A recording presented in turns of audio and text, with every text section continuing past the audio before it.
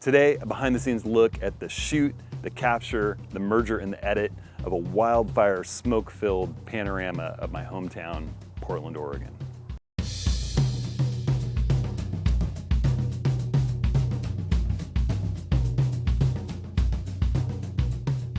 Well, hey everybody, welcome to this week's Approaching the Scene. I'm Hudson. I want to welcome everybody who's a new subscriber to the channel. We've had a lot of new subscribers, and just remind everyone that any portion of this video that you want to watch, there's a linked time-coded table of contents in the video's description. If you click the title or show more, depending on your platform, you can just jump in and watch or rewatch any portion you want, along with a linked chaptered timeline if you just scroll along the timeline while the video is playing. That's something new we've been doing. So any point you want to jump in. But I just want to thank everyone who's been contributing to this channel. You know, the content is really driven by what all of you as the viewers want to know about, whether you comment in the YouTube channel's comments, or whether you're sending me emails, or whether you're contributing questions as you sign up for the free office hours that we do on Tuesdays with Woody and Rick and Darren. This week's office hours were fantastic. If you'd missed it with Ben Long from lynda.com and LinkedIn fame, and who's written the complete digital photography through its 9 editions, you really should check it out. We talked about practice and about giving your room to practice as a photographer, just like a musician would practice or any other artist would practice. And it inspired me a bit to go out and do this shoot that we're going to talk about, and I'm going to go through and share a panorama that I captured that was surprisingly moving for me, actually. I really like of my town and all this wildfire smoke. Before we jump into that, I just want to bring up the fact that there's an interesting announcement for all of you who are Nikon mirrorless fans like myself, of the Z cameras and the S version of the Z lenses. They finally have announced the lens that I've been the most excited about since I saw a little shadowy form of it on the S lens road map over a year ago, and that's the 14-24 S 2.8. It's 30% lighter and smaller than the old F-mount 14-24. It's supposed to be way sharper in the edges. It's supposed to be way better photographing stars. There's almost no coma. I'm excited about it. It also takes external filters, very large external filters or internal filters. So it's going to be a fun lens to test. I'm one of the first MPS orders in for it. I stayed up till midnight to get an order in for that. I'm going to put a link to it. I know it's expensive. Not everybody's going to want to order it, particularly with the F4 14-30 that's out there, but it's going to be a stellar lens. I have a very strong feeling, just like the 70-200 S lens that I just got my hands on and reviewed last week. I'm very excited about it. So again, there's a link in the video description if you click show more. That helps me out if you use my link to B&H for that. And I would pre-order with B&H if you're going to pre-order. I've heard people with other places that they've pre-ordered, and then sometimes if things get delayed, they get bumped if it doesn't get delivered within a certain timeline, and B&H won't do that to you. They'll remember. All right, so jumping in, let's talk about this panorama. I was inspired both by Ben Long's talk about practice as well as my good buddy Andy Adkins, who's been out. He's an amazing filmmaker. He normally shares a studio space with me, and we collaborate on a lot of projects, from Denali in Alaska through outdoor projects all over here in the West, and Bears Ears, you name it. My core course, he was a huge part of creating that with me. And he's been out flying his drone through all this wildfire chaos that we have here. And some of the images that he brought back from Portland, and even more harrowing from both of our original hometown where we grew up in Salem, out near where my mom's farm is, were just shocking. And so I thought I need to get out and get some images of my city in smoke and do my own creative storytelling of this crazy moment, despite the fact that sadly we have the worst air quality of any metropolitan area in the world, not just the United States right now. The wildfires have been so severe, and the atmospheric conditions have kind of bottled that smoke up here in the Willamette Valley and in Portland. So, you know, we've been cooped up. My kids have been inside, my 3 and 4-year-old, my aunt and my mom and their dogs here. You know, both of their places were unsafe so far to return to. Neither one has been destroyed by the fire, and the fires seem to have slowed down and switched directions. So those of you who've been so sweet in checking in on me about whether we're safe and my mom and my aunt are safe, you know, many people lost homes, businesses, structures, but luckily my family is going to be able, everyone's going to be able to return to where they live, and my home here in Portland is perfectly safe. So I was out with my family. I was out with my wife, Stacy, and my two kids, Pike and Pepper, and we were doing a little grocery shopping. And then we thought, oh, let's stop along the river and just have a look at downtown quick. You know, maybe have a snack on our way home, despite the air quality being so bad. And we got out there, and literally it was burning our eyes. It wasn't safe to breathe. We just stayed for just a second. But I noticed, you know, a couple of things. One, just the kind of apocalyptic feel of the city, how empty and devoid of traffic it was, the haze that let you barely see downtown through that orange, strange mist. It really, I thought I need to get back out here and do some more photography without the kids. And so I thought about it, you know, how to do that. And what I wound up doing was driving my car into North Portland, up near the Fremont Bridge, for those that are familiar, parking and hopping out on my electric skateboard. Electric skateboard's kind of a toy that I love to cruise around town on. And you know, it gets me, it's almost like kite foiling when I'm downtown. So it's a thing that I do a fair bit, and it's not safe to be exercising right now. So I put an N95 mask on with another mask over the top, a cloth mask, and went electric skateboarding around the waterfront, crossing over multiple bridges, and stopping at scenes that caught my eye and practicing my photography. The only thing I carried was my little Nikon Z50, which, you know, I had a couple comments in a video recently where people, you know, I was recommending the Z50 for people that are beginners or on a budget or are looking to spend a little less money and getting into the mirrorless market. And someone commented it felt like a toy in my hand at the camera shop. And one of the great things about it is that it's small, but it's mighty. It takes amazing images. And with its image stabilized 16 to 50 lens on the DX sensor, it's about the equivalent of a 24 to 75. Perfect focal length for photographing your city in a firestorm. And also, you know, if I crashed my skateboard with it, it would be a lot less money to fix or replace than my Z6 or Z7 with a more expensive lens. And also, you know, just the rise in homelessness in my city and law enforcement being stretched so thin by multiple crises. You know, if I got mugged or something, I kind of left my wallet and brought the Z50 with me.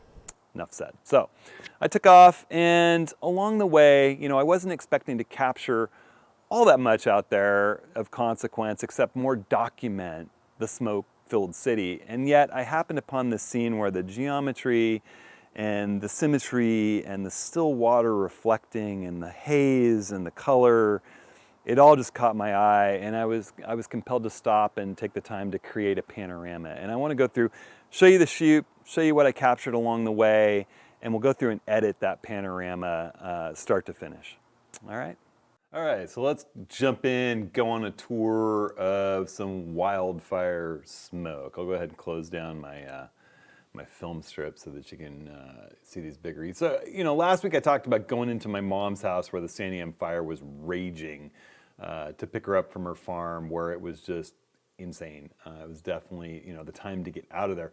A week later, you know, clear up miles to the north where we are in Portland, it's still insanely smoky, crazy smoky. So, you know, having gone out there with the kids, I showed you that image. This is the first image way up north in Portland that I captured on my little skate tour. This is just looking across the river. You can see I'm at 26 millimeters here. I think taking a longer lens would just be futile, trying to shoot anything at a distance through this haze. So the 16 to 50 on the Z50 was just kind of perfect for this. You know, here's a scene of just how much it goes to haze shooting across the Willamette River here at the Burnside, or at the Broadway Bridge as I come up under it. Here's the steel bridge. I rode over the steel bridge, and I'm looking from the east side back across to the west, and you can see there's the sun. This is a clear day with, you know, the smoke obscuring the sun like that. You can look right at it. No need for dark glasses. Here's looking at the Morrison Street Bridge on the East Bank Esplanade. You know, downtown should just be huge buildings right here. You know, and big buildings on the east side over here too, but you can just barely make the bridge out in between bridges in the haze. Looking back at the steel bridge, having ridden out to the kind of floating docks, that's the steel bridge. It's a train bridge on the lower deck, car bridge on the upper deck. Pedestrians go along with the trains down below. You know, here's a view going up on the Morrison Street Bridge, looking at downtown with the Hawthorne Bridge. Crazy. You can't even see any detail beyond the Hawthorne. I love this. I just happened to look up and I saw the sun framed there between a couple newer buildings here in Portland. I'm in the waterfront park area, you know, and here's this hope sign with a rose for our Rose City. I don't know, it just that little image kind of spoke to me a bit. And I rode down and checked out the Tillicum Bridge. The Tillicum Bridge is a really gorgeous bridge that's always hard to isolate because it's our newest bridge, but it's between a couple of less photogenic bridges that normally create a bunch of chaos in the background when you photograph it. So I thought, you know, I'll run down and capture a shot of that with it isolated in the fire. And I rode over that. But along the way, I was really drawn to this view of the Hawthorne Bridge. It's kind of our downtown business district bridge. And I rode over it. I like the idea of having that bridge kind of lead the eye to the smoky buildings of downtown. So this is riding over. This is on the suspension bridge portion. I stopped for a second and kind of took a shot of downtown. And then as I cut under it, I was thinking about a floating dock that I could get down to that I knew about. A little dock that they put out for canoeists and kayakers downtown. And as I rode under the bridge, I saw this disabled homeless person sleeping underneath there, and that shot sort of called to me. But jumping back underneath here, I got to that bridge spot. You know, actually, I took that photo the day before with the kiddos. Yeah, or 2 days before with the kiddos. But at any rate, it's mixed in there with all the others. It's a pretty sobering image. I don't know, it just stood out to me. It's right underneath that bridge. So it's funny how your memory can play tricks with you. Yeah, that was from a couple days before. I tossed it in there.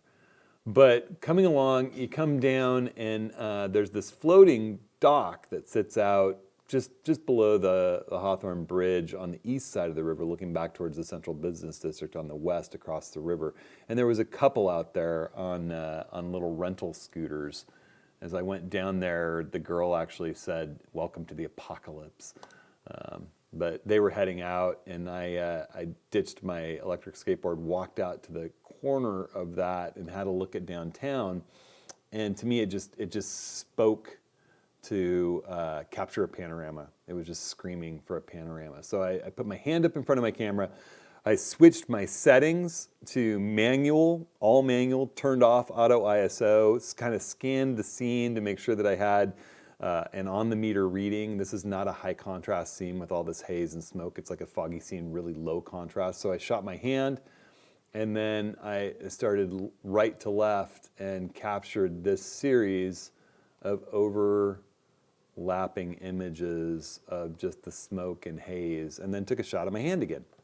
So let's run through, let's edit up that pano. And what I'm going to do, I'm going to just select the first image, I'm going to select the last image, I'm going to right click them, and I'm just going to go, you know what, I'm doing it on my left panel. I apologize to everybody. I'm going to go into the grid view so you can see what I'm doing. So I'm going to click the first image, and I'm going to shift click the last image. And I'm just here, let's open up the panels on this so you can see where I'm at. I'm in library. I'm in, you know, the quick collection I've kind of thrown together to show you some of these images from my trip around here. And I'm not going to include either of my hand photos. I've selected those all and turned them blue. I've color labeled those blue because for me blue signifies a panorama. And then I'm just going to right click with them all selected, and I'm going to say photo merge to panorama. I don't even have to be in develop to do this. Photo merge to panorama. And it's going to generate a preview of that panorama. It's going to give me 3 different projections. For me, generally spherical is what I want to use. You know, sometimes if straight lines are getting really skewed, if you've got an architectural scene with columns or trees in a forest and they're getting bowed by the spherical projection, I'll jump to cylindrical. But generally, I stick with spherical. It's basically a map projection. You can see that when I shot this, you can see each frame, I was careful to keep the little level, I did this handheld, And I was careful to keep the camera level using the built-in level view in the display as I was looking through the viewfinder. And then I kept, I had my grid, my rule of thirds grid selected, and every time one of those rule of thirds lines passed a point, I would shoot it. And I kind of kept the intersections on the same points, and that way I stayed level as I moved through. The longer you do this, the more easily you'll stay level and stay true as you go through doing handheld.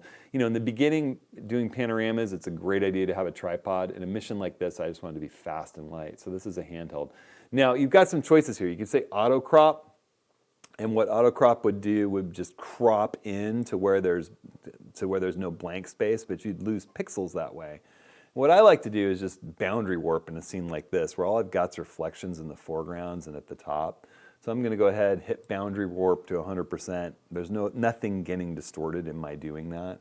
And I'm just going to go ahead and click merge. I don't generally do auto settings because in general, auto settings tend to lead to a raw processing that isn't necessarily what I would have chosen. So now you can see, boom, we've got this guy right here. Let's go ahead and edit that. Let's jump into develop. We've got our assembled pano. You can see it's a raw DNG file. And what I want to go ahead and do is I'm going to close down this film strip view so we don't have that. I want to make sure that I've got a wide enough set of sliders. If I start out like this, I want to stretch that set of panels on the right over so that my sliders are nice and long and I can easily work with them. And what I want to do is, looking at my histogram up here, I want to go ahead and boost the whites, and that's going to bring more contrast into my scene right now, brighten up that whole foreground. It's funny, sometimes with your digital cameras in a really foggy, low contrast scene, they're going to work to underexpose a little bit. And I think that's generally a good thing instead of overexposing foggy, dark scenes, as long as it doesn't overdo it. I shot this on the meter, and I probably could have added a couple stops of exposure compensation, or a stop of exposure compensation, but still, you can see how easily, just by pulling the white points, we've got all that tonal data that we wanted. And I can drop the highlights down a little bit and maybe boost contrast a touch.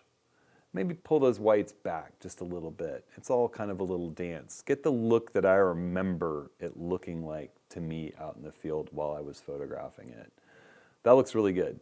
So that's basically what I remember. It was a little bit warmer feeling. I'm going to just boost color temperature just a touch, just a skosh. And gosh, normally I start way further over to the right than I would want, end way further over to the left than I would want, but in this case I think I did a pretty fine job. I might in the end crop just that one light post out that's a little distracting, or I might not at all. I just kind of like it as it is, to be honest. So I'm going to go ahead, call that pretty good for basic raw processing. What I might do is jump in here, and there are things floating on the water that are just a touch distracting to me. I shot this at 100 ISO, so there's not much noise to speak of. I'm going to go ahead and all I'm going to do, I'm actually going to look at this smaller or bigger zoom ratio. I'm going to open up this left panel and choose, instead of 1:1, I'm going to do this work at 1:2 so I can really see what I'm more of the image at a time. And I'm going to grab this dust and spot removal, which is great if you've got sensor dust, but it also works for a little flotsam floating on the surface of a river. And I'm just going to kind of get rid of some of these distractions. Boop, boop. And you don't necessarily see. One thing that you can do too that's really cool in Lightroom, while you have this tool up and active, let's see, maybe if I close my bar there. Well, no, I'm going to open that panel, and I think I'm missing under my view. I do not have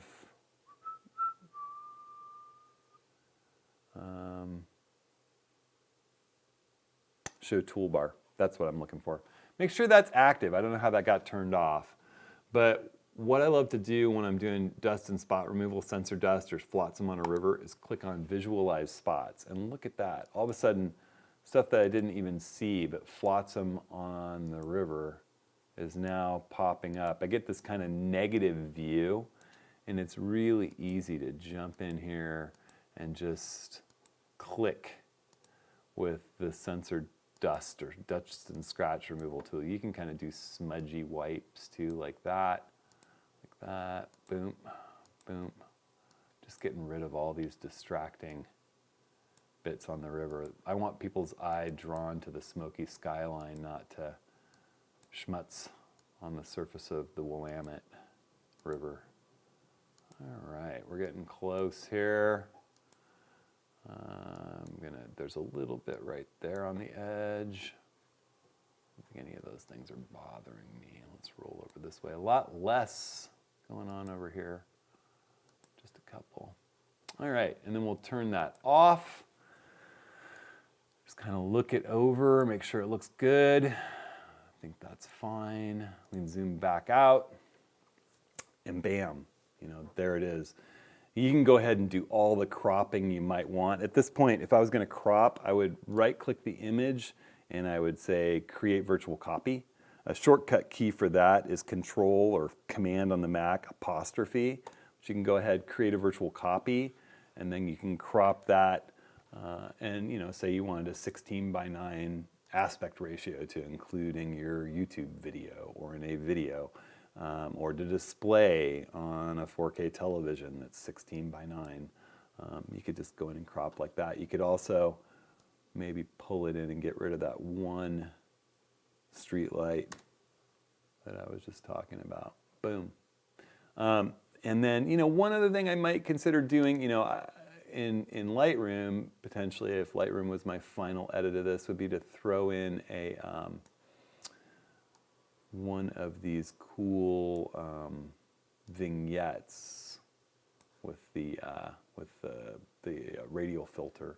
You jump in here and you could just say pull the exposure surrounding town down a little bit. Make that grade the river right down to nothing and darken the sky above a little bit. It's like adding a vignette in a portrait. I could pull this over, bring the edges in a little. You can kind of shape this to suit your needs. Center it up, put it right over downtown so that it's just a vignette customized for your particular scene. Bring it back over, make it a little taller, bring it down a little lower, boom. And you could just basically, as much as you wanted. I think that that's way overdone. I see that frequently, but I tend to like to make it really subtle. You can see here I'm just taking it down a third of a stop outside of there, and then I like a nice huge feather. Instead of 50% feather, I'd like a big wide feather on it so that you barely notice that it's there. I don't want any hard edges. That feather's going to be how fast is that transition happening. Now it's going from here to here potentially. So there you go. That works for me. Potentially it does feel even a little bit warmer, just a smidge, just a little tiny bit. And these are those kind of movements where you can easily overdo it, and make it too warm and seem unrealistic. It's one of those things where maybe you sleep on it, you come back, you have a look at it again. But, for me, this image winds up being an image that I'll remember, that I'll put in my portfolio, that smoky image of Portland. Something about the way that the other floating dock over by the Portland Wildfire, there's a firehouse where they have boats and a boat dock here for in case they need to get fire boats out on the water, and there's a fire station right here.